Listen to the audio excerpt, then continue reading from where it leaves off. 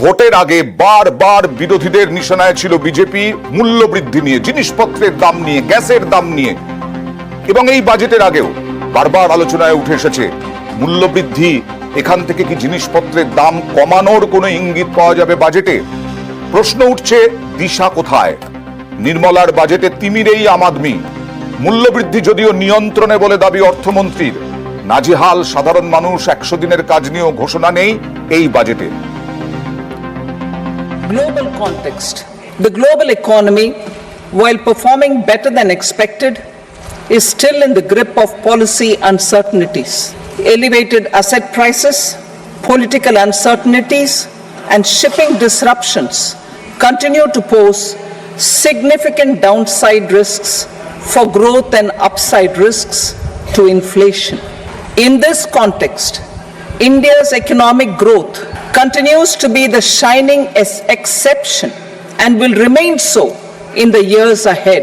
India's inflation continues to be low, stable, and moving towards the 4% target. Core inflation, that is non-food and non-fuel, currently is 3.1%. Steps are being taken to ensure supplies of perishable goods reach markets adequately. শৈবাল বিশ্বাসের কাছে যাব। কি পেলাম আমরা এই বক্তব্য থেকে জিনিসপত্রের দাম নিয়ে? উনি বলছেন আন্তর্জাতিক ডামাডোলের মধ্যে এখনো পর্যন্ত স্টেবল জায়গায় আছে ভারতের অর্থনীতি এবং জিনিসপত্রের দাম নিয়ন্ত্রণে। নিয়ন্ত্রণে বলতে আপনি যদি ওভারঅল ইনফ্লেশন দেখেন তখন তো বলবো যে 5-5.5% রেট রয়েছে, কিন্তু এই যেরকম ভেজিটেবলস আপনি বলছেন অনেক দাম বেড়ে গেছে। আর আমরা একটা রুরাল বেসড ইকোনমি, এখনও 50% লোক রুরালে কাজ করে, বিরাট কোনো রোজগার নেই বহু লোকের। তাহলে আমাদের ইনফ্লেশনটাকে যত কম রাখতে পারবো তাহলে সার্ভাইভ করা সম্ভব হবে। আমাদের যদি ইনফ্লেশন বেড়ে যায় আমেরিকার পক্ষে সম্ভব না। এখান থেকে কি আমি পেলাম জিনিসপত্রের দাম কমার ইঙ্গিত কোনো? খুব ইনডাইরেক্ট রেফারেন্সেস আছে, বাট ডাইরেক্টলি কোনো রেফারেন্স নেই। যেমন ধরুন রিনিউয়েবল এনার্জিতে যদি আমরা খুব ভালো কাজ করি তাহলে তেলের দাম, আমরা তেল কম নেব, তাহলে তেলের দাম যদি কম নিই তাহলে আমাদের খরচা কমে যাবে ইত্যাদি ইত্যাদি। দেখো খুব ফারফেচড কিছু কানেকশন আমি করতে পারি, কিন্তু এফেক্টিভলি বাজেট সারের দাম কমানো, বীজের দাম কমানো দেখিনি, সেই ঘোষণা কোথায় শুনিনি। মানে যদি এগ্রিকালচার পেছনে উনি একটা আউটলে বলেছেন 1.35 না 1.4 crores, তার মধ্যে যদি এগুলো থাকে, 48 crores, ও তার মধ্যে যদি কিছু থাকে উনি মুখে বলেননি বাজেট স্পিচে কোথাও। না 1.8 crores যদি থাকে সেটাও কি খুব একটা বরাদ্দ? 1.48 lakh crore 1.48 lakh crore, কিন্তু তার মধ্যে যে ফার্টিলাইজারে কিছু সাবসিডি হবে এটা তো বলার জায়গা ছিল, স্বাভাবিক। এগ্রিকালচার ইকোনমিক সাইজটা আমি বলছি যে দেখো একটা বিষয় হচ্ছে, তোমরা তো বিরোধিতা করবেই, কিন্তু বিষয়টা হচ্ছে যে কর্মসংস্থানের দিশা নেই বলছেন অর্থনীতিবিদদের একাংশ, তার সঙ্গে 100 দিনের টাকারও 100 দিনের কাজের কোনো তথ্য নেই। এই তো ডিমান্ড সাইড ম্যানেজমেন্ট আর সাপ্লাই সাইড, এটাই তো আমাদের মূল বেসটা তো ওখান থেকে লড়াই। যে ওরা চাইছে যে তেলা মাথায় তেল দিতে, যারা শিল্পপতি আছে তাদের সাপ্লাই সাইড ম্যানেজ করতে যাচ্ছে। আমরা বলছি ডিমান্ড বাড়াও, মানুষের ক্রয় ক্ষমতা বাড়াও, মানুষের পকেটে বেশি পয়সা দাও। হ্যাঁ, ওরা এটাকে মানবে না। এবার আমি 2-3টে উদাহরণ দিচ্ছি। এই বক্সারে নাকি নতুন ব্রিজ বানাবে। হ্যাঁ, দেশের টাকা যদি 9-6 হয় তাহলে তো সেটা আমাদের সকলেরই লস। তো বক্সারে ব্রিজ বানাবে। গত 1 মাসে বিহারে 13টা ব্রিজ ভেঙে পড়েছে, তার মধ্যে আন্ডার কনস্ট্রাকশন নতুন ব্রিজ আছে। তাহলে এটার তো এখনো সুরা হয়নি, নতুন ব্রিজ বানাবে আবার ভেঙে পড়বে, টাকাগুলো জলে যাবে। আচ্ছা, তুমি যদি বলো পরিসংখ্যান বলো, আমরা পশ্চিমবঙ্গ একটা অঙ্গরাজ্য, 29টা রাজ্যের মধ্যে আমরা অন্যতম একটা অঙ্গরাজ্য। আমাদের হেলথ বাজেট হচ্ছে 19,500 কোটি টাকা। সেন্ট্রালের আমি এই বছর জানি না, লাস্ট ইয়ার হেলথ বাজেট ছিল 85,000 crore রুপিস। তার মানে একটা অঙ্গরাজ্যর হচ্ছে প্রায় 20,000 crore, আর সারা দেশের বাজেট হচ্ছে 85,000 crore। তো কোথায় এরা ইনভেস্ট করছে? মানে দেশের জিডিপি 1 পয়েন্ট সামথিং এরা হেলথে। 1 মিনিট আমি কয়েকটা জিনিস দিই। বাংলাদেশকে লোন দিচ্ছে 1% ইন্টারেস্টে 20 ইয়ার্স টার্মে, আর পশ্চিমবাংলা দেশের রাজ্যকে লোন দিচ্ছে ইমিডিয়েট 8% সুদ। পররাষ্ট্র মানে বাংলাদেশ এই যে বলছিল না কংক্রিটের বাঁধ বানাচ্ছে, জিনিসপত্রের দাম সেই সাধারণ মানুষ মধ্যবিত্ত সে একই জায়গায় থেকে গেলেন, তাই তো? না না, এটা খুব স্বাভাবিক। তার কারণ দেখো, আমি এই বাজেটে আমি বিশেষভাবে যেটা দেখলাম যে কয়েকটা ইন্ডেক্স যেখানে অ্যাড্রেসই হয়নি।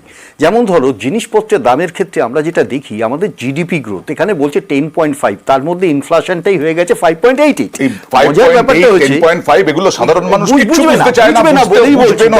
দেখো, আমার কথা হচ্ছে আমার দাম কমলো না কেন, কমছে না কেন? কারণ দাম কমার এটাই তো কারণ। দাম কমাবার এই যে স্ট্যাটিস্টিক্যাল কারচুপি, দাম কমাবার জন্য এগুলো তো সহায়তা করবে না। ধরো সিপিআই, আমরা যেটাকে বলি কনজিউমার প্রাইস ইন্ডেক্স, এটা সকলেই বোঝেন যে মার্কেটে কনজিউমারের প্রাইস ইন্ডেক্সের উপর ডিপেন্ড করে, যে তার সাপ্লাই এন্ড ডিমান্ড, তার কাছে যদি পয়সা না থাকে সে কিনতে পারবে না। এখন প্রশ্নটা হচ্ছে যে আজকে তুমি যেভাবে দেখলে বাজেটটাতে, তাতে ওভারঅল যা কিছু বলেছেন ওভারঅল কোনো বাউন্ডারি রাখেননি। কিন্তু আমার বলার উদ্দেশ্য, প্রজেকশন থাকবে মূল্যবৃদ্ধি চূড়ান্ত, সারা ভারত জানে নিত্য প্রয়োজনীয় মূল্য। একটু আসবো, সীতারাম ইয়েচুরি কি বলছেন একবার দেখাবো। तो इसके अंदर वो इकोनॉमी एक्सपेंड कैसे होगी? बिना इकोनॉमी के एक्सपेंशन के एम्प्लॉयमेंट जनरेशन असंभव है।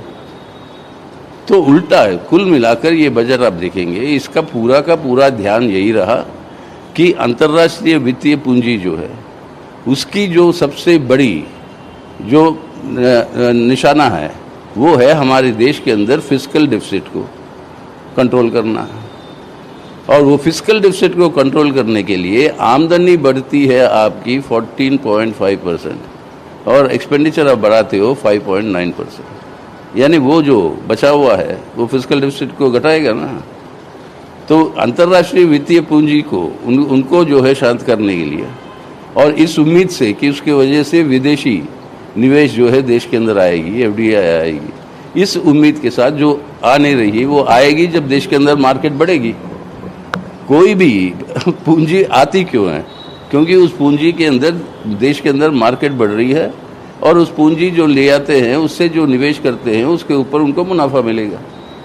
जब आपका मार्केट ही नहीं बढ़ रहा, क्योंकि लोगों में खरीदने की क्षमता वो जो है वो घटती जा रही है, तो कोई भी पूंजी जो है आएगी नहीं यहाँ पे निवेश करने। और जितना भी आप इंसेंटिव दे दो जो एम्प्लॉयर को, तो उससे कोई मतलब रोजगार बढ़ेगा नहीं जब तक देश के अंदर डिमांड बढ़ेगा नहीं। डिमांड बढ़ाना है तो सरकारी निवेश को बढ़ाना अनिवार्य है, वो नहीं हुआ। तो ये बजट फाइनली सब कॉन्ट्रैक्शनरी बजट है। इससे सिर्फ फिस्कल डिफिसिट को कंट्रोल किया जा रहा है, देश की जनता की समस्याओं को हल करने की जगह। सर, जैसे हायर एजुकेशन की हम बात करें तो उसमें सर চন্দন যেটা বলছিলেন, আমি বলছি যে মোবাইলের দাম কমলো, সোনার দাম কমলো, তাতে রুটি রুজিতে নাজেহাল মানুষ কি উপকার পাবে? নিত্য প্রয়োজনীয় জিনিসপত্রের দামের ক্ষেত্রেই বলছি, দেখো অ্যাড্রেসড হলো না। আমি তোমাকে কেন বলছি, মূলত একটা দেখো, যে বাজেটগুলো তৈরি করা হচ্ছে সেই বাজেটের মূল ফ্যালাসি, ধরো এগ্রিকালচারাল ইকোনমি সাইজটা কত তুমি দেখো না, সেক্ষেত্রে 1,48,000 কোটি টাকা সাবসিডিটাই বড়। ট্যাক্স তুমি ভুলে গেলে চলবে না, প্যান্ডেমিকের সময় 20 লক্ষ কোটি টাকা কর্পোরেট ট্যাক্স রোল আউট হয়েছিল, ভুলে গেলে চলবে না। আর এগ্রিকালচারের ক্ষেত্রে 1,48,000 কোটি টাকা এটা হচ্ছে সাবসিডি। তুমি ভেবে দেখো, তুমি রাজনীতি করতে গিয়ে অর্থনীতিকে কোন দিকে নিয়ে যাচ্ছে।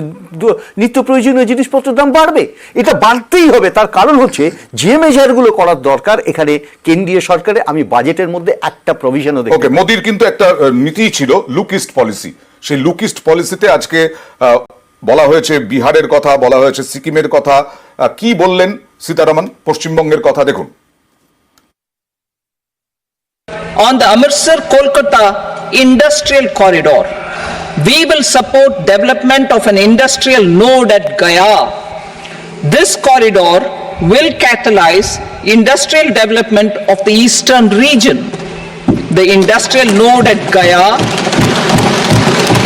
will also be a good model for developing our ancient centers of cultural importance into future centers of modern economy. This model shall showcase Vikas B, Virasat B in our growth trajectory.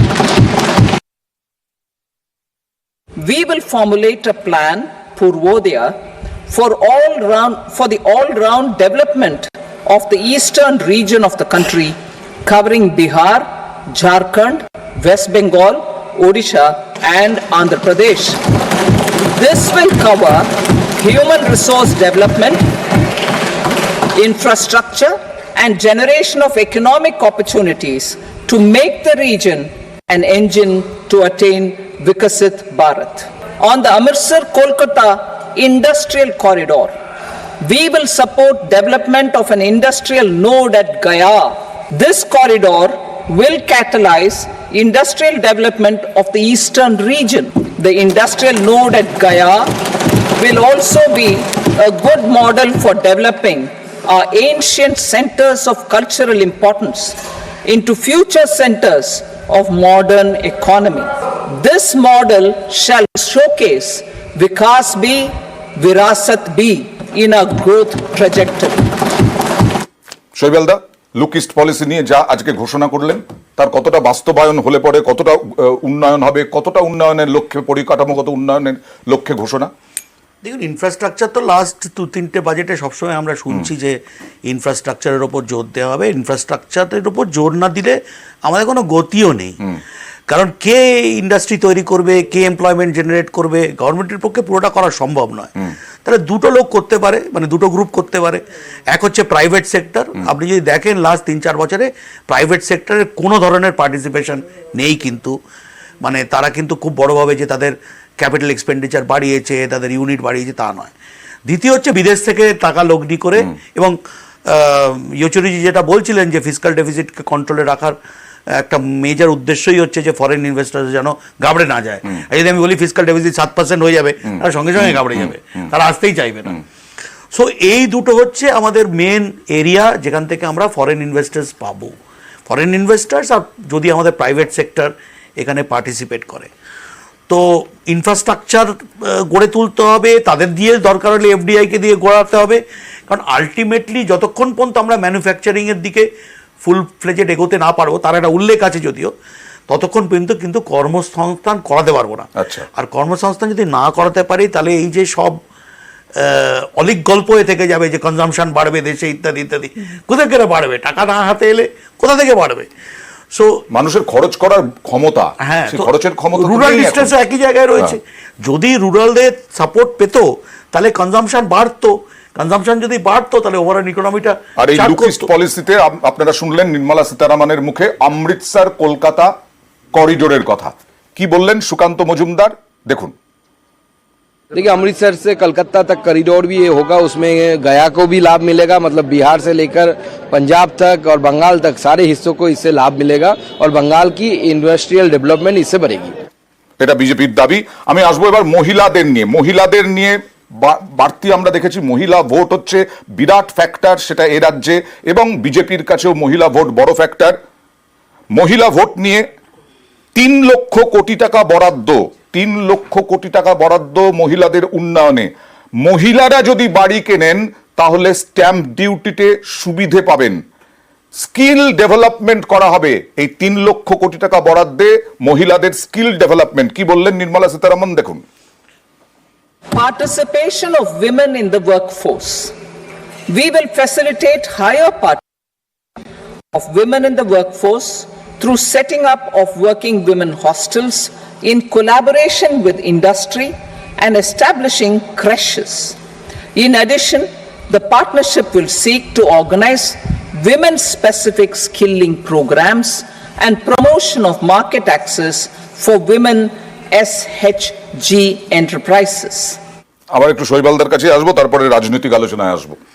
মহিলাদের উন্নয়নে দরকার, কারণ আমাদের একটা মহিলাদের growth আমাদের দেশে আমার মনে হয় খুবই দরকারি।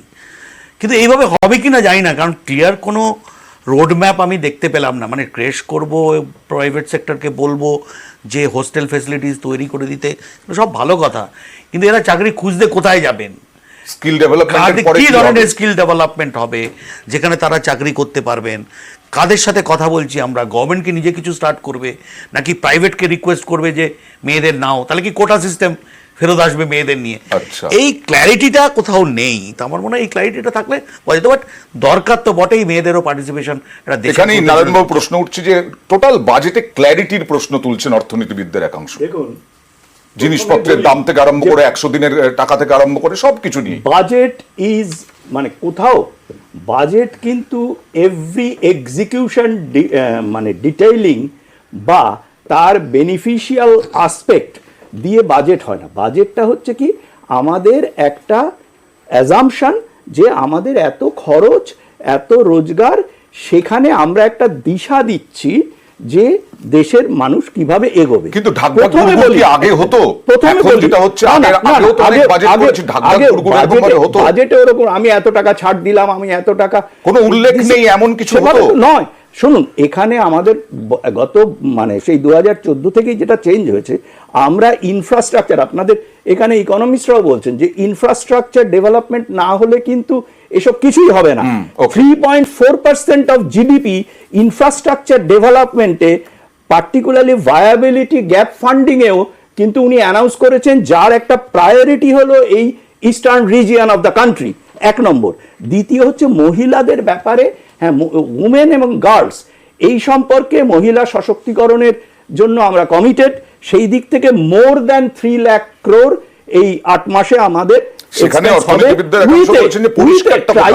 না, পরিষ্কার হচ্ছে না। সেটা তো আপনার বাজেট ডিটেইলিং, উনি তো একটা 1.5 ঘন্টার একটা বাজেট স্পিচ পড়লেন। আচ্ছা, এখন এই ডিটেইলিং এর মধ্যে আশা করা যায় ট্রাইবাল কমিউনিটির মধ্যেও কিন্তু জনজাতি আছে। আচ্ছা, এই যে ইনফ্রাস্ট্রাকচার নিয়ে প্রথম দিন থেকে এরা বলে যাচ্ছে, স্মার্ট সিটি দিয়ে 100টা স্মার্ট সিটি দিয়ে শুরু হয়েছিল এই ঢপ দেওয়াটা, এখন অবধি তার উচ্চবাচ্য করে না। তোমরা আলোচনা করছো বিহার অন্ধ্রপ্রদেশ নিয়ে, তোমরা সমালোচনা করছো, দেশে 100টা স্মার্ট সিটি এরাই বলেছিল। 100 দিনের কাজের উল্লেখ নেই, স্বাস্থ্যের উল্লেখ নেই, বিশেষ করে উল্লেখ নেই যে বিজেপির তেলামাথায় তেল ছাড়া কিছুর উল্লেখ নেই। আবার বলছি, কিন্তু বিহার অন্ধ্রপ্রদেশের নাম তো উল্লেখ আছে, ইনফ্রাস্ট্রাকচার এটা দিয়ে পশ্চিমবঙ্গের নামও উল্লেখ আছে। আমি কিছু উল্লেখ নেই, এগুলো সব ড্রপ। আমি কয়েকটা উল্লেখের আগের বাজেট বা প্রথমবারের মোদী সরকার, দ্বিতীয়বারের মোদী সরকার বলছি।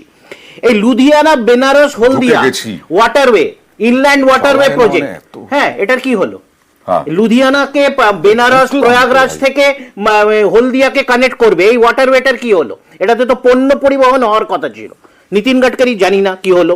আচ্ছা, লুক ইস্টের মেন যেটা ফোকাস ছিল যে two integrate eastern part of India with Indo Pacific, মানে যে আমাদের মায়ানমার থেকে, থাইল্যান্ড থেকে, লাওস এই সব দেশের সাথে ইকোনমিটাকে ইন্টিগ্রেট করা, কি হলো? রাস্তাটা এখনো খোলেনি যে আমরা তৃণমূলের অভিযোগ হচ্ছে যে বিহার অন্ধ্রপ্রদেশ নিয়ে আপনারা একদম বিশ্লেষণ করে বাজেটে উল্লেখ করলেন। দুটো সময় দাও। স্বচ্ছ ভারত, মেক ইন ইন্ডিয়া, আত্মনির্ভর ভারতের ঢপ তো ছেড়ে দাও। মুদ্রা রোলের কি হলো? কি স্ট্যাটাস আছে? 10 লক্ষ থেকে 20 লক্ষ টাকা করা হয়েছে। 1 minute, Delhi Mumbai industrial corridor কোন জায়গায় আছে? নতুন ইন্ডাস্ট্রিয়াল করিডোর বলবে। আজকে বলছে ভারতমালা প্রজেক্টের কি হলো? ভারতমালা প্রজেক্ট যে আমাদের কোস্টাল ইয়েকে কানেক্ট করবে, সেটার কি হলো? কি স্ট্যাটাস? তো পশ্চিমবাংলা পড়ে। আজকে মুম্বাই আহমেদাবাদ বুলেট ট্রেন কোন জায়গায় আছে? মোদী সরকার বিদায় নেবে 1 বছর পর। আজকে এই যে বারবার এই যে বললে এইমস করবে, আজকে উত্তরপ্রদেশের মতো একটা রাজ্যতে 3টে এইমস, বিহারকে 2টো এইমস দিয়েছে, যদিও দারভাঙ্গা নিয়ে ঢপ দিয়ে। এইটাই বিষয়। তৃণমূল যেটা অভিযোগ করছে যে বিহার অন্ধ্রপ্রদেশ নিয়ে একেবারে পুঙ্খানুপুঙ্খ উল্লেখ আছে, কিন্তু এই গুরুত্বপূর্ণ এই সমস্তগুলো ওদের কত দাবি এইগুলোর উল্লেখ নেই। অভিষেক বন্দ্যোপাধ্যায় কি বলছেন সাংসদ, দেখুন। ধারাবাহিক লাঞ্ছনা মঞ্চ, এই বাজেট সম্পূর্ণ ব্যর্থ বাজেট। বাজেট নিয়ে জিরো গ্যারেন্টি, জিরো ওয়ারেন্টি। বাংলাকে বঞ্চিত, নিপীড়িত, লাঞ্ছিত, শোষিত করে রেখেছে বিজেপি। এত নতুন কিছু নয়। এই যে 12টা সাংসদ পাঠিয়েছে, আজকে কি এর ফল শুনবে? শুভেন্দু অধিকারী 4 দিন আগে যে কথাটা বলেছিল, জো হামারে সাথ হাম উনকে সাথ, তো প্রমাণ করে দিল যে নিজের সরকারকে বাঁচিয়ে রাখার জন্য বিহারকে আর অন্ধ্রপ্রদেশকে, অন্য রাজ্যকে দিক, আমাদের কোনো আপত্তি নেই, কিন্তু বাংলাকে বঞ্চিত করে রেখে নয়। বাংলার মানুষ আবার জবাব দেবে। বিরোধীদের সুর কিন্তু বেঁধে দেওয়া হয়ে গেছে নারায়ণবাবু, যে অন্ধ্রপ্রদেশ, বিহার তাদের সাথে আছে, মানে এনডিএ টিডিপি, তাই তাদের সাথে সরকার। দেখুন, পশ্চিমবঙ্গ সরকার কটা স্কিম দিয়েছে, কটা ইউসি তারা প্রপার অডিটেড ইউসি দেয় যে তারপরে তাদের বাজেট অ্যালোকেশন হবে, এগুলো তো 100 দিনের কাজ।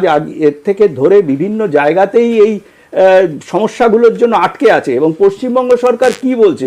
তারা বলছে বাংলার সঙ্গে হিন্দুস্তান আলোচনা করবে। এই 2 দিন আগেই মাননীয়া বলেছিলেন।